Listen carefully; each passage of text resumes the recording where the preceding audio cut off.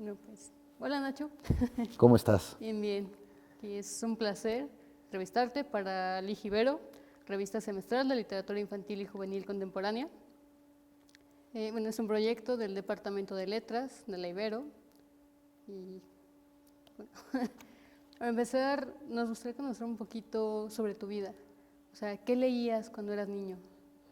Bueno, siempre he sido definido por mis amigos como un autor de libros para adultos que solo entienden los niños y como autor de libros para niños que solo pueden leer los adultos. Yo creo que eso es bastante gráfico y bastante claro de eso que reconozco siempre que mi vocación literaria está íntima, estrechísimamente vinculada con mi experiencia de lector y escucha infantil. Digamos, sí hay en mi imaginario, seguramente, incluso en mi retórica, en mi estilo, hay siempre un elemento vinculado con el mundo de los cuentos de hadas, sobre todo con la ventaja enorme que tenemos algunos cuando somos niños de que nuestros padres nos cuenten historias para acercarnos al mundo de la literatura y que luego en mi caso, me leían historias, es decir, mi contacto físico con el objeto libro fue a través de la voz de mis padres. Y eso es muy importante porque de alguna manera yo creo que al niño le permite concebir el espacio libresco como un espacio de comunicación intrafamiliar o interfamiliar. Entonces fue muy sencillo para mí empezar muy pronto a escribir, transformándole los finales a las fábulas. Me chocaban, me molestaban las fábulas de Sopo muchísimo y creo que a todos los niños les molestan las fábulas de Sopo porque son evidentemente por su moraleja el mensaje de un adulto a un niño, no el mensaje de un universo que puede ser atractivo para un niño. Entonces le cambiaba yo las fábulas, el final a las fábulas de Sopo y a todas las fábulas que se me presentaran, al mismo tiempo que comenzaba yo a redactar, a escribir y a leer mis primeros textos, no estrictamente infantiles, esos ya los había yo escuchado, sino ya las novelas de aventuras, que para mí fueron muy importantes para apasionarme y adentrarme en el mundo de los libros. ¿Y como qué cuentos te contaban, Nacho?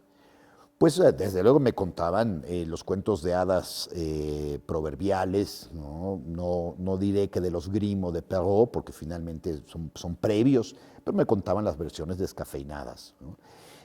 Recuerdo con mucho afecto unos cuentos maravillosos para niños y no, un poco aterradores, que fueron cuentos de culto en la generación de mis padres y puede que de mis abuelos, que son los cuentos de Calleja. El dominio del Canadá, los cuentos azules se llamaban, tenía varios volúmenes, eran aterradores, espeluznantes y al mismo tiempo eran muy graciosos, poco conocidos, pero bastante más interesantes que los del padre Coloma, por ejemplo, que eran también muy moralistas y demás.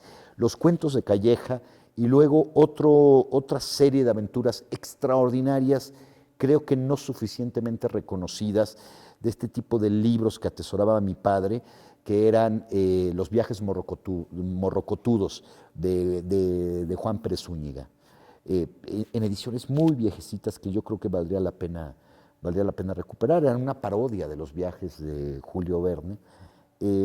Y por supuesto el fundamental libro formativo generacional que fue El Tesoro de la Juventud. Quizá a ti ya no te haya tocado esa maravilla que todos, yo creo, echamos de menos. Sí. Aparte de todos estos libros, ¿tienes como algún autor o algún libro que haya sido como fundamental? Recuerdo como libros fundamentales, como libros basales, El Conde de Montecristo, que sigue siendo uno de mis libros favoritos, que he descubierto que es el libro favorito de muchos escritores que tuvieron la fortuna de leer El Conde de Montecristo y Los Miserables en una etapa temprana de sus existencias y que determinaron su vocación lectora y su vocación de escritores. Eso por una parte.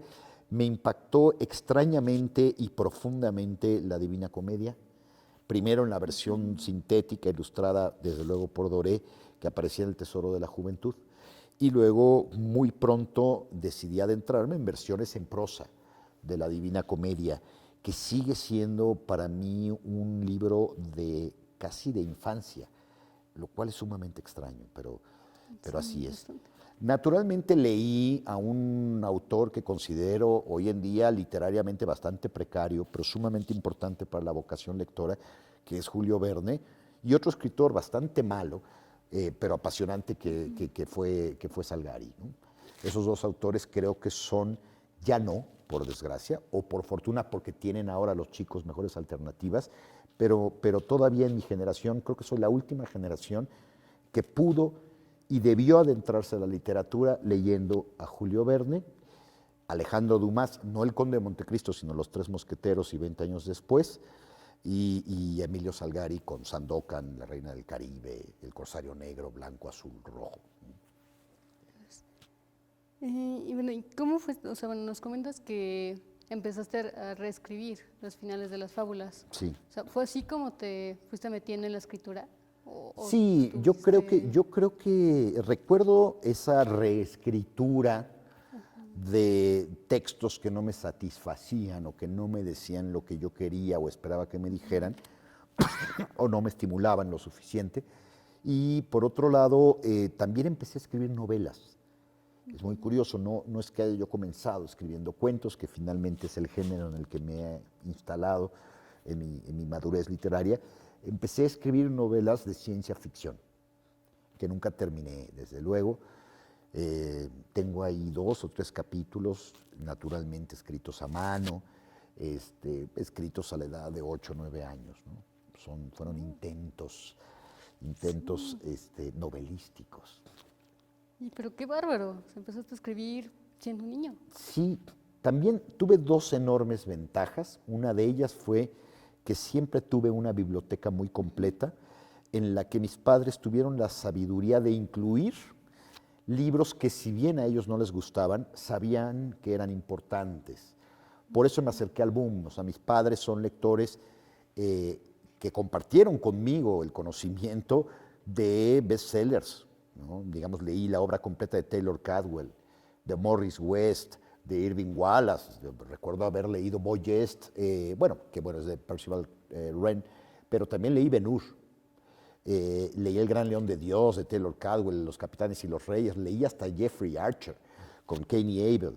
Todo eso lo leí, pero al mismo tiempo iba yo leyendo autores que mis padres no comprendían, pero apreciaban, sobre todo los autores del boom. Muy tempranamente me aproximé a la obra de Juan Rulfo, esto a los 12 o 13 años, y llegué muy pronto al deslumbramiento que en mí provocaron Pedro Páramo y Cien años de soledad. Entonces, ¿y cómo decidiste después escribir para niños? Uno no decide para quién escribe. Yo creo que en algunos casos, como es el mío, es intuitivo. Te van empujando las ideas, las imágenes, los tonos.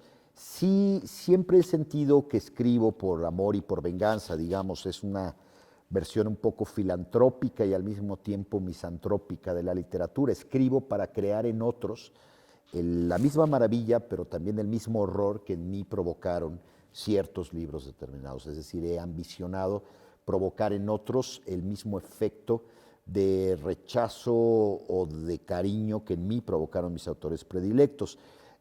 Por lo tanto, el escribir para niños ha sido mi búsqueda del niño que fui, mi manera de resarcirle a mis padres la maravilla que experimentaba cuando escuchaba ciertos cuentos o cuando empecé a leer.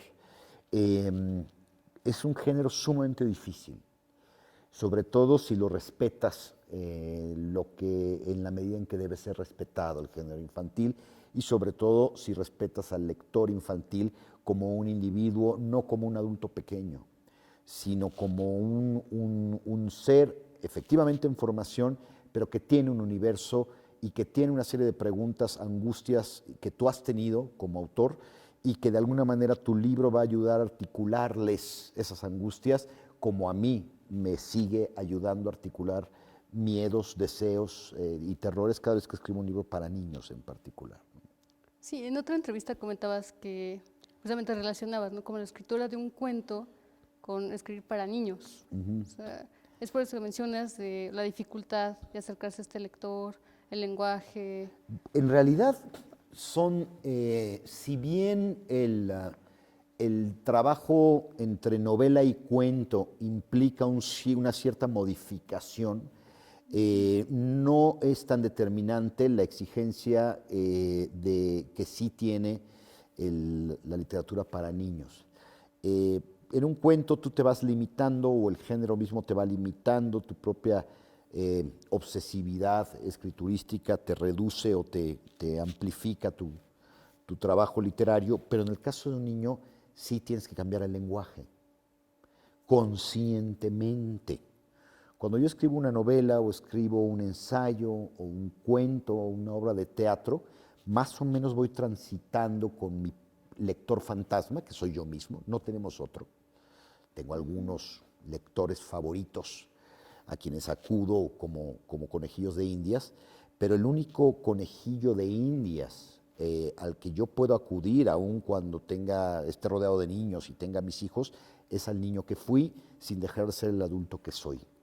Exige demasiada humildad para alguien que como yo vive de su ego, de su yo neurótico que lo lleva a escribir. Entonces hay que hacer una modificación del lenguaje, un acto de humildad, un acto de cuestionamiento y de curiosidad por la mente del niño y por el universo infantil, insisto, cuyo único referente es el recuerdo que tengo de cómo miraba yo el universo cuando era un niño, ¿no? Y, por ejemplo, en algunos de tus libros, por ejemplo, Las tormentas del mar embotellado o Todos los osos son zurdos, o sea, ¿cómo fue que elegiste el tema? O sea, ¿cómo fue que aparecieron esas historias? En mi caso, y no es desde luego exclusivo, pero tampoco es generalizable, en mi caso sí puedo afirmar que son las historias las que me eligen a mí y son los géneros los que determinan dónde van a ser mejor contadas mis historias. Nunca sé si una imagen, si una idea, si un entorno va a convertirse en una novela, en un cuento, en un libro para niños, en una obra de teatro o en un ensayo. El trabajo o el género viene después de que comienzo a redactar. Casi siempre parto de la idea de que lo que van a hacerme es un cuento para adultos. Se suele confundir cuando uno dice soy cuentista o escribo cuentos, la gente piensa enseguida que uno escribe para niños. Y cuando digo escribo novelas, la gente piensa que escribo telenovelas. Son esos equívocos terribles. Siempre parto del género del cuento, pero en ocasiones me doy cuenta que la historia sería mejor contada en narrativa infantil o en un ensayo o en una novela. Okay. Un rasgo que, bueno, siento que destaca mucho de tus libros para niños es el humor. O sea, como ya mencionaba, son libros para niños, pero o sea, que pueden ser libros para adultos. Bueno, eso espero. Nada hay más difícil. Primero, no hay nada más difícil que la literatura para niños. Y segundo, no hay nada más difícil que hacer reír. Hacer llorar es muy fácil en la literatura, en el cine, en la ficción. Pero hacer reír sin incurrir en el chascarrillo fácil, que puede resultar inclusive molesto, sin repetirse, yo creo que es bastante más complejo. No lo consigo casi nunca en mi narrativa para adultos. Y en cambio he descubierto que en mis libros para niños la vena de un cierto humor que pretendo sea inteligente fluye en mi prosa con mayor facilidad. Insisto, rara vez mis textos novelísticos o cuentísticos para adultos, no digamos los ensayos, toleran que me explaye yo en el humor. Y en cambio, cuando estoy escribiendo para niños, siento que puedo reír y hacer reír sin ningún tipo de resquemor, de duda, de inseguridad. Sí, porque incluso tu humor, o sea, puede ser desde, como dices, hacer reír, o sea, de una manera cómica, de una manera hasta inocente, es un humor muy negro. Negrísimo, O sea, negrísimo, pienso, por como ejemplo, yo creo que la literatura infantil, la mejor literatura infantil se caracteriza por el humor particularmente negro, porque el mundo de los niños es espeluznantemente oscuro y que lo iluminamos con risas para no llorar.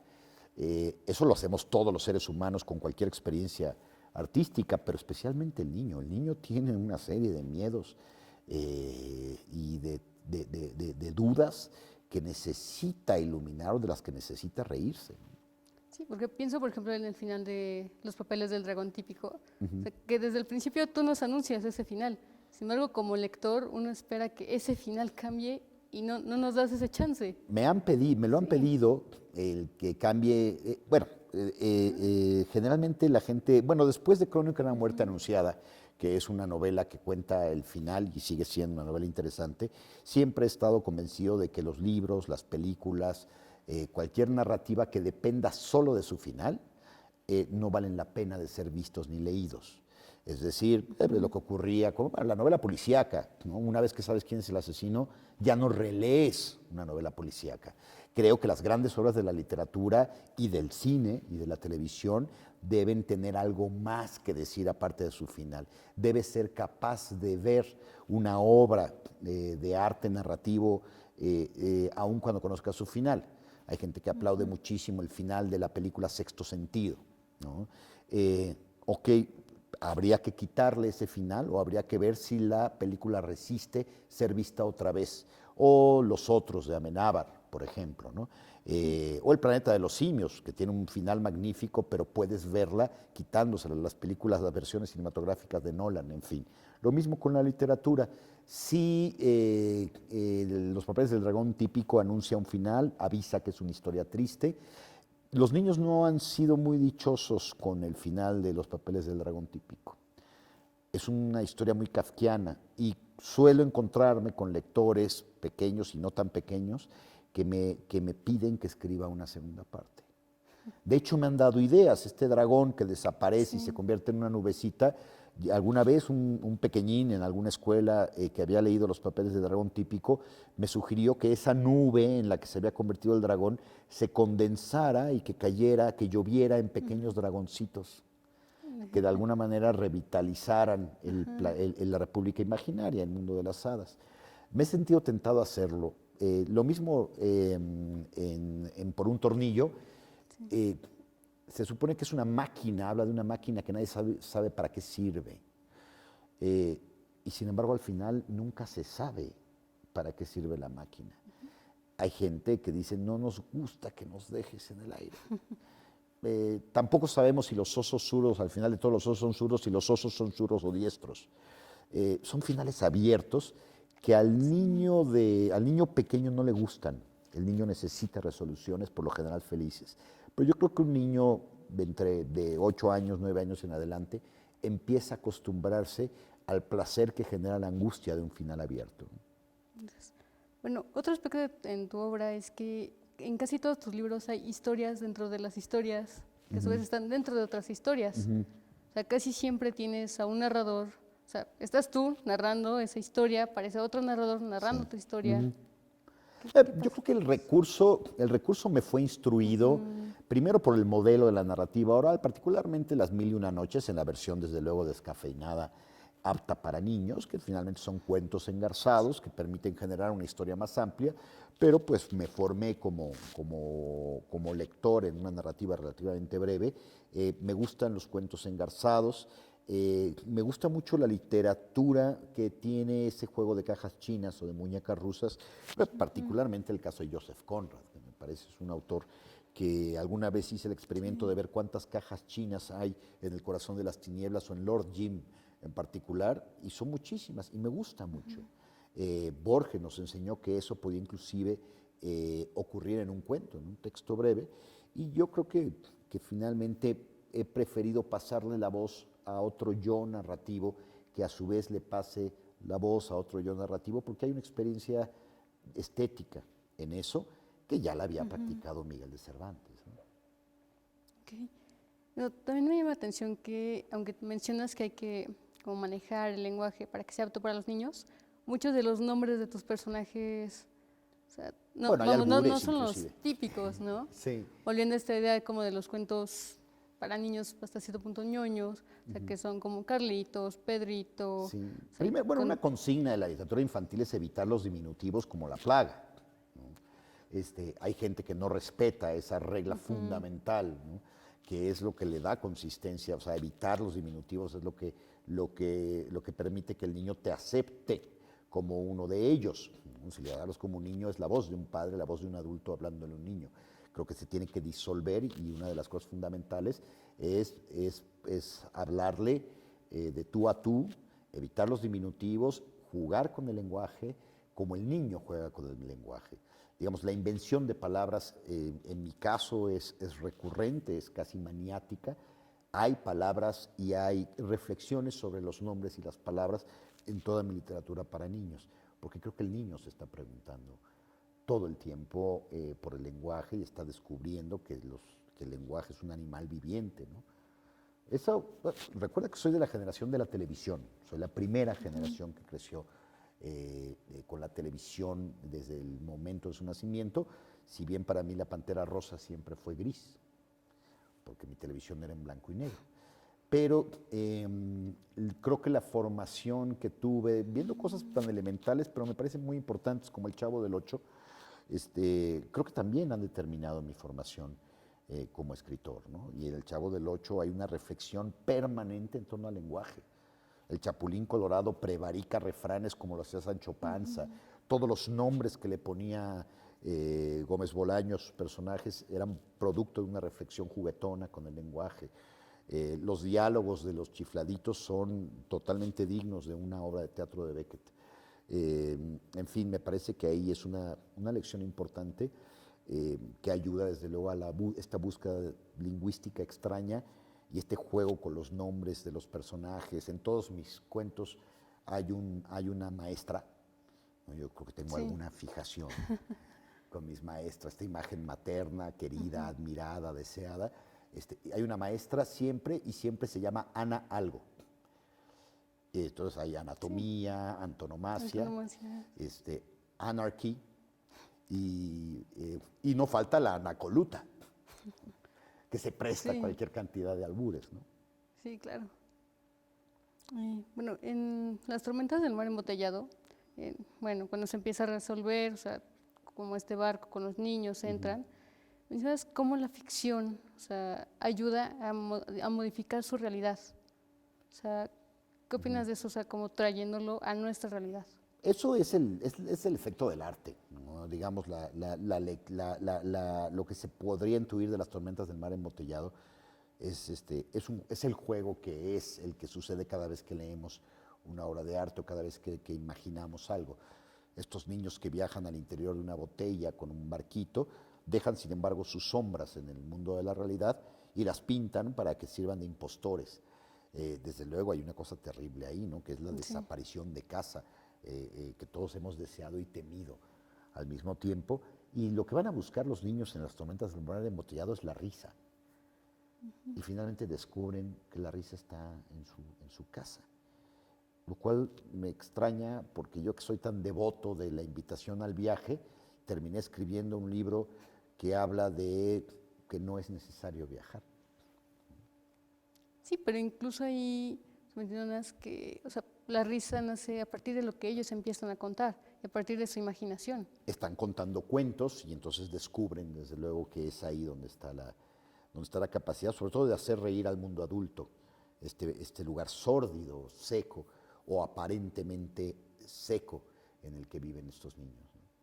Perfecto. Y de los libros, o sea, ¿cuál es tu preferido? ¿Con cuál te has identificado? ¿Cuál has disfrutado más? Siempre es como si te preguntan cuál de tus hijos es el favorito. Siempre quieres un poquito más al más reciente. O lo procuras más porque todavía guarda muchos más misterios de qué va a pasar con él, cómo va a ser leído, será comprendido, qué escribiste realmente ahí, porque uno no sabe lo que ha escrito hasta que otros se lo dicen. Y los niños son críticos durísimos, ¿no?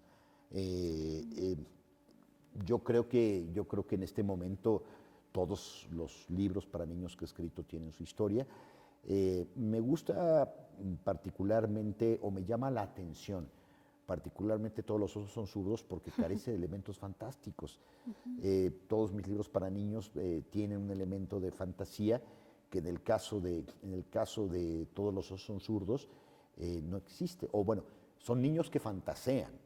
Sí. o que especulan sobre su surdera o la surdera de los otros y crean clubes y demás, pero es el único texto para niños realista que he escrito jamás. En ese sentido me llama la atención, me divierte, me divirtió mucho escribirlo y es una reflexión sobre mi experiencia como zurdo en la vida, ¿no? Sí, es lo que te iba a comentar. Aparte, sí, creo que es el libro donde hay más elementos Sin autobiográficos. duda. Bueno, el dragón típico es la historia, los papeles del dragón típico es la historia de un dragón que pierde sus documentos de identidad, su credencial de lector, y le va Sí, pésimo con la burocracia y termina sufriendo el que se piense que uno es sus papeles. Creo que de todos mis personajes, para adultos y para niños, al que más me parezco es al dragón típico. en serio. Porque aborrezco, siempre vivo angustiado por la pérdida de mis documentos, de mis llaves. No me gusta que en el mundo de hoy seamos un número de registro federal de causantes, una credencial. Cada vez que pierdo, y lo hago con frecuencia, una credencial, una identificación, una licencia, me inquieta, me enfurece el depender de un papel para existir. Entonces, en términos biográficos, creo que hay mucho más del dragón típico. Sin embargo, sí, todos los osos son zurdos, tiene mucho, Rulo el rompedor tiene mucho quizá del niño que fui. Entonces, ¿y qué opinas de lo que está ocurriendo con la literatura infantil juvenil en México? O sea, con esta especie como de boom, o sea, que está teniendo, o sea, bueno, para jóvenes la narrativa gráfica, los libro álbum. Con frecuencia me han preguntado por qué no escribo novela juvenil. Eh, y mi respuesta es que todavía no creo que exista un género de novela juvenil como tal.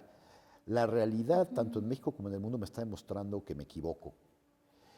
Creo que sí hay una literatura juvenil. Yo pensaba que la literatura juvenil es aquella literatura para adultos que está tan bien escrita y es tan versátil que puede resultar interesante para los jóvenes. Para mí, Salgari y Verne fueron siempre literatura juvenil, como Los Miserables no es literatura juvenil, como Los Tres Mosqueteros sí lo es. Y creo que esto es al margen de la calidad estética de la obra literaria. Sin embargo, ahora, cuanto más me acerco al universo que me interesa mucho, que me gusta mucho, sobre todo distópico de la ya así llamada literatura juvenil, cada vez me convenzo más de que sí existe ese género.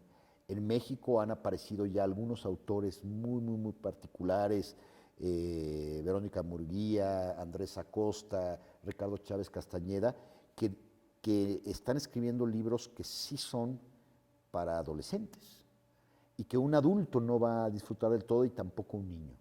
Eh, no sé si yo algún día incurriría en la tentación de escribir una novela dirigida a adolescentes. Yo solo espero que mis libros para adultos los puedan leer adolescentes. Y sigo creyendo en la literatura infantil.